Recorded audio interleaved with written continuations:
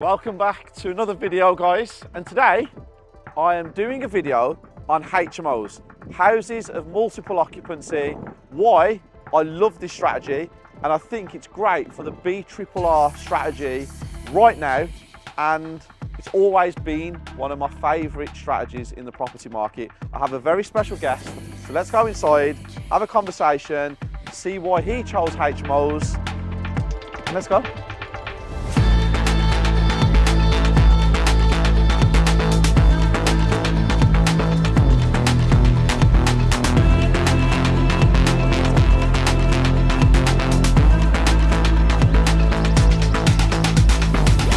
Here we are, first property, HMO, Derby, with the owner. Introduce yourself, please. Hi guys, it's George Ball from George Ball Property, and like Steve said, we're here today in Derby, looking at one of my recent HMO purchases, gone back to brick, and we've got big plans for this property. It is going to eventually be a 7-bed. First we're going to get it up and running as a 6, and then get into planning to get the 7th studio. Again, this is 6 studios, 1 HMO room. One of the studios in the loft, which we're doing a dormer, is going to be massive, so it's a dual occupancy. So we're going for dual occupancy, more rent, and that's where the demand is at the moment. So there's the description, there's your intro. Unbelievable intro, actually. You went way further than I actually thought you would. Good at this, mate. You're clearly not from Derby, Nottingham. So where are you from and why are you investing here? Yeah, so taking it back probably about 18 months ago, was doing a lot of capital strategy, so buying land, getting planning permission, selling that on, or developing, which is great. Big chunks of money are superb. But as a business, the pandemic really hurt me. Okay, everything was taking longer, selling houses, getting planning permission. So I needed to keep the lights on in the business. I needed income, I needed an income strategy. I looked at where in the country there would be demand for HMOs, what the type of product I want to create. East Midlands works. It works really well. And I wanted to get into a non-Article 4 area because I've had issues with planning, mate. So I want to get money in, in, out, in, out. So we've got a very clear plan and strategy for the next 12 months. Okay, that's cool. Guys, Article 4. A lot of Article 4 areas in the country. Article 4 is basically a blanket in an area where you cannot go and just produce a HMO. You have to do a full planning application. The council have to approve it. And it can be a very, very, very drawn out process. There's lots of rules, lots of regulations. George has decided to step out of the Article 4 blanket area. Very smart strategy, because if you've never done it before and you don't understand the full planning application and you don't understand the rules and regulations, sometimes it's nice just to go through one outside, understand it, understand that it's completely different to a usual turnkey buy-to-let investment. There's lots of different rules and regulations you need to follow, and then you can jump into Article 4 if you want to. Article 4 are great to have properties in because there's a lot of hedge funds and pension funds out there that are trying to buy them when they're already done. So take that as a little tip. Now, do you want to give me a tour of the property? Absolutely, mate. Thank you.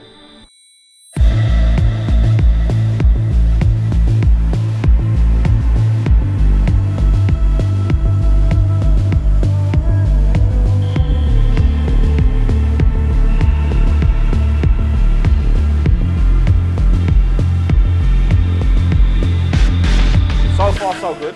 Huge property. Obviously, I can see some issues. Yep. So, what is it about this property? What was the problems? Why did you buy it? So the reason why it caught my attention, number one, because of the size, but it put a lot of investors off because it's clear there's been some movement in the property. Yep. Now, we've dealt with subsidence before. We know the cost of movement, and we allowed that in the budget. Yep. So our contingency, when we're looking at the opportunity, we know our build cost, and then we put a little 10% budget, contingency budget aside to allow for this movement. Experienced people who identify these problems and understand costs are the ones that really get lucky. But it's not luck, is it? Because you know what to do. The average investor, put off straight away, don't really want to know, get scared when they see things like that, walk away, and it leaves a clear path for people like you, doesn't it?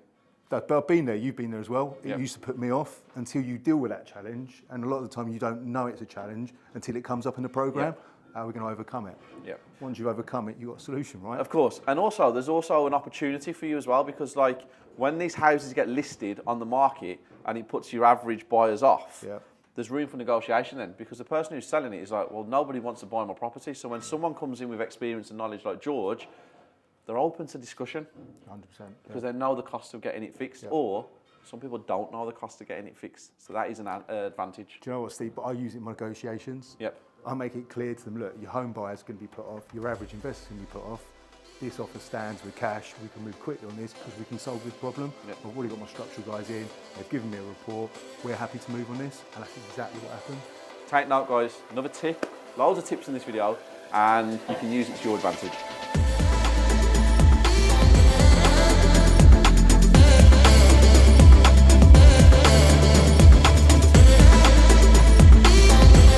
So, latest purchase, Steve. Yep. What's your thoughts? Talk to me. Love the house, huge. You turn it into a 6-bedroom, aren't you? 6-bed, yeah. You mentioned that you bought it at auction. I just saw you having a conversation with your structural engineer. It was me, yeah. Okay. What's your thoughts? It's going to be a little bit more expensive than what we initially thought. Yep. But look, we have allowed it in the budget, but let's wait and see. I think it's a case of just digging up. We're going to have to do a trench here. We believe the manhole and the drains have collapsed on the side, which has caused the movement at the back of the property. But we'll have to wait and see. Well, you knew it had subsidence. You bought it on that basis because that's kind of like your strategy. You understand what's going on. You knew that you would need to underpin. Yep. When you just spoke to a structural engineer and I was there, the structural engineer has said you might need to underpin a little bit more than you thought in the original thing, but you did budget for the whole thing as well. Yeah, and when he's just looked at your drainage survey, that was a bit positive. It was, yep. So he said that you might not need to do as much. So, yeah. Not a bad result, really, no. To be completely honest. I like the house. What was the purchase price of this one? 144. Okay, and that was including all the fees and stuff? Yes, yep. What's your estimated refurb? Now you've just heard that as well. 155. 155. So we're looking at 300,000 all in. Yep. What's your end value on this one? 440. So even if you have to spend another £10,000 on underpinning, yep, it's not the end of the world. No. Okay, so it's still a good deal. It's still a great deal. You look a little bit deflated. No, I'm good, mate. I'm good. You know, it's when you hear the news, everything costs a little bit more than anticipated. Course, yeah. It's the industry we're in, though, isn't it? Everything we've always done, we all know in the property world, if you budget 30, it's 35. Yep. If you budget 40, it's 45. Everybody knows this. Yeah. It is what it is. But the strategy of HMOs is a very lucrative one. If this was a turnkey investment, straightforward buy to let, then I could understand. You know, because of the strategy you're in, take it on the chin and move on. Absolutely, mate. Yeah. Yes, and you've probably come across this 100 times. I have, mate. I have, yeah, indeed. I mean, I think the interesting thing with this property is we've got it a little bit cheaper than what we normally would. Yep. Okay, we're still getting 6 rooms out of it. It's going to be 3 studios. Yep.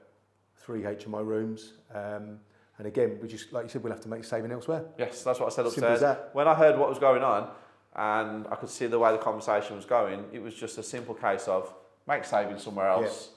You know, the budget's there, the end value's there, the profit's there. Always try and come up with a positive. There's an answer to every problem, but you just want to be away from the people that have no answers and always just want to talk about dramas. Keep away from them. That's not what we do here at the Property Circle. On to the next one.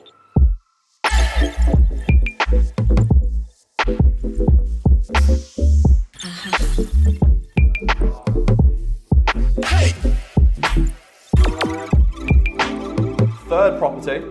This one is what, would you say, 60% complete? Or a bit week more? 12, 20-week program. Okay, so yeah, there you go, 60%. Yeah, I should know my stuff, hopefully. But we're there. This room upstairs is awesome. This is a really cool layout. I really like this one. Give me, I know what you paid for it. You told me 200,000. What's the refurb on this one? 155. And end value, roughly? 480. Okay, so we're still doing amazingly well on the third one. Give me 2 pros of HMOs. Why you like them? Cash flow. Okay. Number 1. Yep. Strategy working today. Yes. Without a shadow of a doubt. Number 2, long-term assets. Okay. Give me 2 cons of HMOs. I buy a house today, it's going to be 12 months and it puts money in my pocket. Yep. Another con, more people, more things to manage, more potential things to go wrong. Yep. Okay. Good. Quick, to the point. I like it. Now, give me 1 pro of this house, this HMO. Location. Okay, awesome. Location, key to HMOs, guys, very important. A few little tips here. We're going to go into hospitals, universities, close to the town centre is always a good one, but not too close.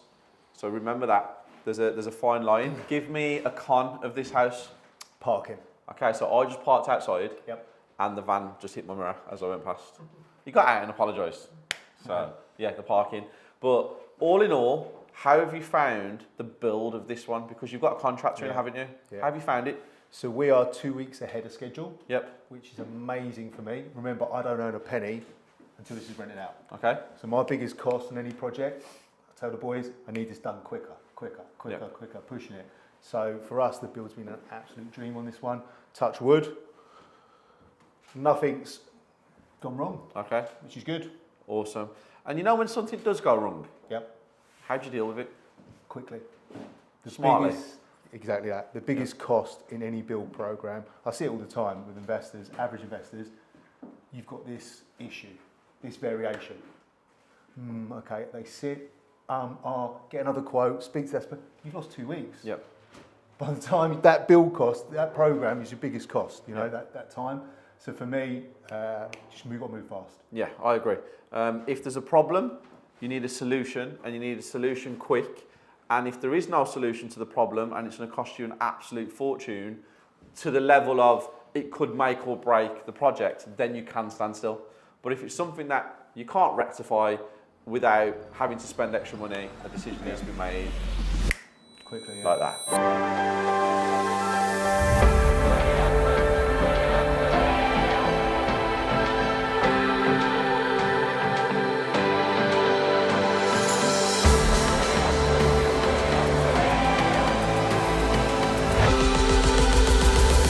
HMO, that's what we're here for. That's what we've been with George all day for. Seen some of his latest HMOs, understood the numbers, the pros, the cons, everything. And we're ending here at his latest venture, where it's completely finished. This was the last day. Yeah, last day, mate. Guys, it's not a HMO.